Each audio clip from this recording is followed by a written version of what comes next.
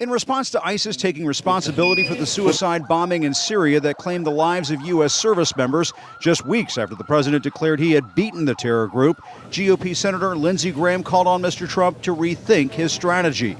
My concern by the statements made by President Trump is that you had set in motion enthusiasm by the enemy we're fighting.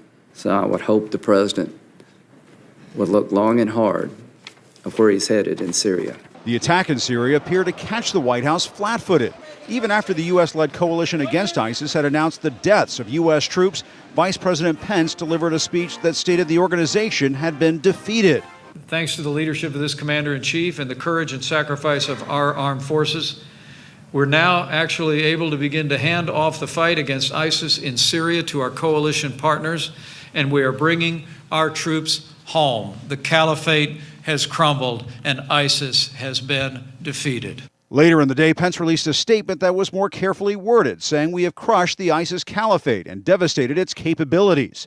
Ever since the president said he was withdrawing U.S. troops from Syria, he's been touting a military victory over ISIS, tweeting last month, "We have defeated ISIS in Syria, my only reason for being there during the Trump presidency." We have won against ISIS.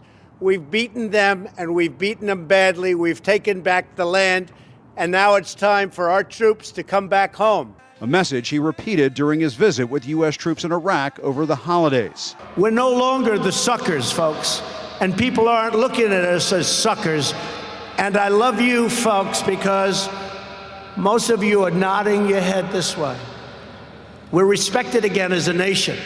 The lack of clarity on the president's Syria policy comes as tensions are flaring over the government shutdown, after House Speaker Nancy Pelosi told Mr. Trump to reschedule his upcoming State of the Union address, writing in a letter, "I suggest that we work together to determine another suitable date after government has reopened for this address, or for you to consider delivering your State of the Union address in writing to the Congress on January 29th.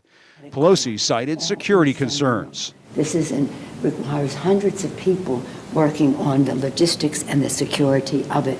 Most of those people are either furloughed or victims of the shutdown. The Department of Homeland Security rejected that argument, tweeting, "The department and the U.S. Secret Service are fully prepared to support and secure the State of the Union." The president is signaling he's not budging over his demand for a border wall, telling supporters on a phone call, "We're going to stay out for a long time if we have to." But the White House is just beginning to get a sense of the economic damage caused by the shutdown. We made an early estimate right at the beginning of the crisis that was a little bit lower than the estimate you just cited, and have been studying it hard as this has gone on, and have found that actually the damage is a little bit worse because of government contractors, something that was excluded from our first analysis. One part of the government that's still up and running, the White House spin machine. Look, we are focused on the long-term economic goals of the administration.